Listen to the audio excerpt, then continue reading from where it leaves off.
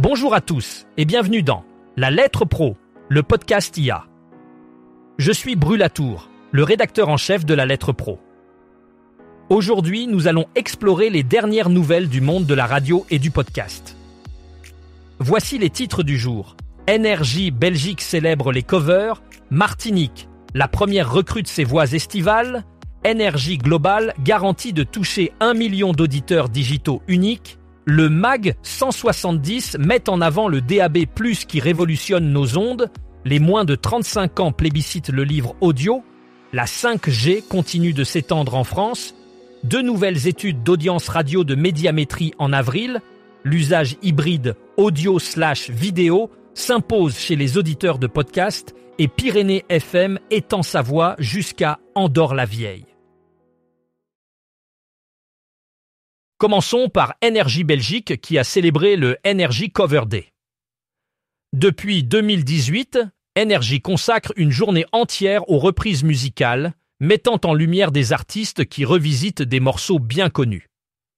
Cette année, le 5 avril, l'événement a présenté des talents tels que Clara Luciani, Charlotte Cardin et les finalistes de la dernière saison de la Star Academy, Marine et Ebony. Ces artistes ont offert des performances uniques et émouvantes, diffusées sur YouTube et energy.be. Les covers sont devenus un élément essentiel de l'industrie musicale, permettant aux artistes d'exprimer leur créativité en redonnant vie à des hits sous un nouvel angle. Énergie Belgique continue de promouvoir ces moments musicaux exceptionnels, rassemblant des auditeurs autour d'expériences sonores inédites. Martinique. La première lance la 2e édition de son concours La Voix des vacances, une initiative visant à recruter 2 animateurs radio pour la période estivale. Les inscriptions sont ouvertes du 4 au 20 avril 2025 sur le site officiel de l'événement. Ce concours est une opportunité unique pour les talents locaux de s'initier à l'animation radiophonique. Les candidats doivent résider en Martinique entre mai et août 2025, être âgés de 18 à 35 ans et disponible le mercredi 23 avril pour une séance photo et vidéo, ainsi que les week-ends de juillet et août pour les émissions en direct. Les qualités recherchées incluent le sens du collectif, la créativité, la ponctualité, une bonne diction et une culture générale solide. Le concours se déroule en 4 phases. Réception des candidatures, présélection de 8 finalistes par un jury interne, vote du public et session d'immersion à l'antenne. Les 2 lauréats seront annoncés le 6 juin. Énergie Global a récemment annoncé son ambition de toucher 1 million d'auditeurs digitaux uniques. Avec près de 53 millions de sessions d'écoute et téléchargements par mois, le hub audio de Énergie Global se positionne comme un acteur majeur sur le marché audio en pleine expansion. L'objectif est de faciliter l'accès à un inventaire audio premium et brand safe, tout en offrant des ciblages data et contextuels efficaces. Le hub audio de Énergie Global cherche à se démarquer par la diversité et la richesse de ses contenus en intégrant tous les formats audio disponibles. Cette stratégie vise à répondre à une demande croissante pour du contenu audio varié et de qualité, tout en garantissant une expérience utilisateur optimisée pour les annonceurs et les auditeurs.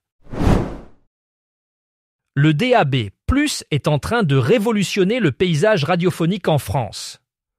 L'association Ensemble pour le DAB+ joue un rôle central dans la promotion de cette technologie.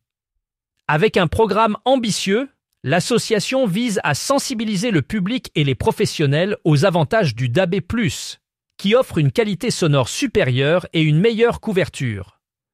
Plusieurs initiatives sont en cours pour encourager l'adoption du DAB+, notamment des campagnes d'information et des événements dédiés. L'objectif est de faciliter la transition vers cette technologie numérique, qui permet également de diffuser plus de stations grâce à une utilisation plus efficace des fréquences. Ensemble pour le DAB+ espère ainsi moderniser l'expérience radiophonique et attirer une nouvelle génération d'auditeurs tout en soutenant l'innovation dans le secteur de la radio. les moins de 35 ans se tournent massivement vers le livre audio, comme le révèle la 5e édition du rapport annuel d'Audible, Les Français et le contenu audio 2025, réalisé avec Opinionway.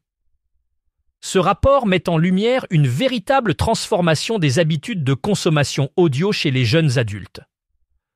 En effet, cette tranche d'âge est de plus en plus séduite par la flexibilité et la praticité du livre audio, qui permet d'écouter ses ouvrages préférés tout en vaquant à d'autres occupations. L'étude souligne également que le livre audio répond aux besoins d'une génération en quête de contenu enrichissant et accessible à tout moment, que ce soit en déplacement, en faisant du sport ou lors de moments de détente à la maison. Avec l'essor des plateformes dédiées et l'amélioration continue de la qualité sonore, le livre audio s'impose comme un format incontournable pour les jeunes auditeurs. La France poursuit activement l'extension de ses réseaux mobiles 4G et 5G, selon les dernières données de l'Observatoire de l'Agence nationale des fréquences. Au 1er avril 2025, 42 625 sites 5G sont techniquement opérationnels. La majorité de ces activations s'appuient sur des infrastructures existantes utilisées pour les générations précédentes comme la 2G, 3G ou 4G, avec seulement 12 sites dédiés exclusivement à la 5G. Le déploiement s'effectue principalement sur les bandes de fréquences de 700 MHz, 1800 MHz, 2100 MHz et 3,5 GHz, cette dernière regroupant 34 435 installations.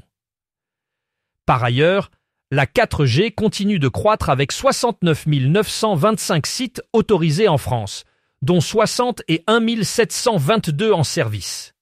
Bouygues Télécom domine avec 29 490 sites actifs, suivis de près par Orange et Free Mobile. L'Observatoire souligne l'importance d'une couverture équilibrée, incluant les zones ultramarines, pour une connectivité optimisée à travers tout le territoire. En avril, Médiamétrie publiera 2 nouvelles études d'audience radio, appelées UAR, ainsi que 2 nouvelles UAR Insights. Ces études sont essentielles pour comprendre les tendances actuelles et futures de l'écoute radio en France. Elles permettront d'affiner le classement général des stations à l'approche de la fin de la saison. Les EAR fournissent des données précieuses sur les comportements d'écoute, les préférences des auditeurs et l'évolution de l'audience dans le temps. Avec ces nouvelles publications, les professionnels de la radio pourront ajuster leur stratégie pour mieux répondre aux attentes du public et optimiser leur programmation. Médiamétrie continue ainsi de jouer un rôle crucial dans l'analyse et la compréhension du paysage radiophonique français. Ces études sont attendues avec impatience par l'industrie, car elles offrent une vision claire et détaillée des performances des stations et de l'évolution des habitudes d'écoute. L'usage hybride audio/vidéo s'impose de plus en plus chez les auditeurs de podcasts, selon une étude présentée lors de Podcast Movement Evolution. En effet, 77% des auditeurs alternent désormais entre les formats audio et vidéo, révélant une tendance massive vers une consommation hybride. Ce phénomène concerne une large majorité du public et souligne un basculement structurel dans les usages du podcast. Les contenus se déploient dorénavant sur plusieurs formats et écrans, obligeant les producteurs à revoir leur stratégie de distribution. De leur côté, les annonceurs doivent adapter leurs dispositifs de diffusion pour répondre à cette nouvelle demande. Cette évolution montre à quel point le paysage du podcast est en constante mutation, s'adaptant aux préférences variées des auditeurs qui recherchent une expérience plus riche et interactive. Pyrénées FM, une radio ariégeoise, vient de franchir une étape majeure en élargissant sa portée jusqu'à Andorre-la-Vieille. Cela a été rendu possible grâce à une collaboration stratégique avec le groupe andorran Cadena Pirenaica. Ce partenariat marque une première historique dans les Pyrénées en matière de coopération radiophonique transfrontalière. L'objectif principal est de renforcer les liens culturels, économiques et sociaux entre ces territoires voisins, tout en exploitant les complémentarités des deux médias.